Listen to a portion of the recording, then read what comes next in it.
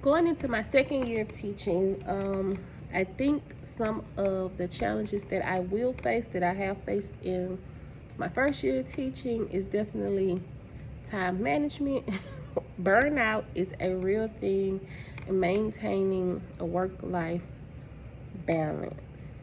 I am a mother, I am a wife, I am a student, and I am a professional.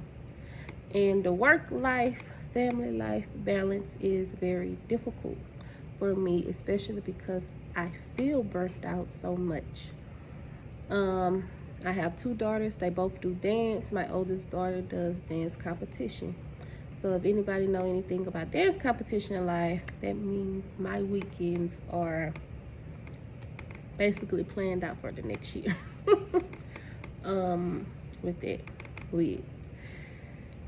so being able to balance everything. Calendar, I definitely use my calendar a lot. Notifications, voice memos. I carry notepads. Writing down things is my best friend for memorization. Being notified, a reminder, is my best friend for remembering what tasks that I need to do, prioritizing what is most important to, in a sense, what can wait. Organization. I did say organization is an area as a teacher, as a professional, and as a mother that I would love to grow in, that I need to grow in, to cut down on feeling so burnt out so much. My first year of teaching, I experienced a lot of stressful moments. A part of it was the students didn't understand it, so I'm going back to the drawing board, figuring out ways that I can improve my lesson, my delivery to the students to help them better understand. So a lot of self-reflection is a way that I try to handle stressful moments, stressful situations. Another thing that is really stressful inside the classroom is when you just have some students that just don't care to engage. Ways that I feel like I handle that, I actually have a little separate space in my class. It's called I like to call it the quiet area. Hey, you go over there, you sit there, you get 2 minutes. I need you to kind of calm down, release, do what you need to do to come back to the classroom to be productive and focused, or don't be a distraction to the kids.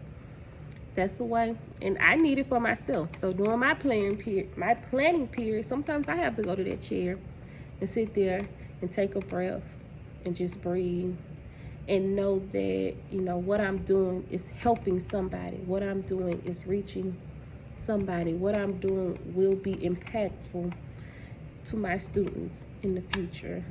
So don't let one student stress you out, or that'll impact you to not be as productive as you could be. Manage student diversity is something really big at the school that I'm currently at, because we have a very diverse group of kids, and that's through ethnicity, and a diverse group of kids through special accommodations that they may or may not have. So that goes back to me saying being organized is an area that I need to grow in. By me having so many students here that have these special accommodations, it requires me to plan out things a little more in depth. It requires me to have not one lesson, not two, but maybe 3 or 4 different lessons, same contact area, but different ways of reaching them. Different tests, different handouts for them. Some students might get 20 questions versus this accommodation require them to have half of that. So I have to be able to take out through those 20 questions that I feel is important for you to get the lessons. What 10 questions it's going to also help you understand and comprehend the lesson that is being taught. So managing diversity is big. Manage diversity in ethnicity is a big deal here too, because I have a lot of different ethnicities. So I always like to acknowledge them, make them feel important, try to stay up to current events or relatable topics that I can kind of throw into a lesson. Like if we're talking about different food that we can plant in different regions, I always might want to say, okay, we might can plant corn here in Louisiana, but does that mean we can go to Mexico and plant corn? And it's just giving other students the opportunity to say, hey, well, you know, where I'm from, we are mostly known for planting X, Y, and Z. So that is a way that I try to manage diversity in my class, and I'm pretty sure it's 100 other ways that we can do. And I'm also still learning, still in the process of staying up on top of current events, staying on top of different ways that I can improve my diversity and management. This up and coming school year, I plan on probably facing many challenges as a teacher, but mainly one of the biggest challenges I think I may face is organization. Staying organized. I am taking the summer, since I am currently working this summer, I am taking the summer to try to get ahead of that by planning out lesson plans, creating my syllabi,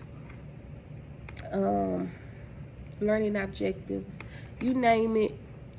Preparing my classroom. If I prepare my classroom now, that's something I don't have to do later. So organization is one of the biggest things I think I'm gonna face as a challenge, and the second biggest is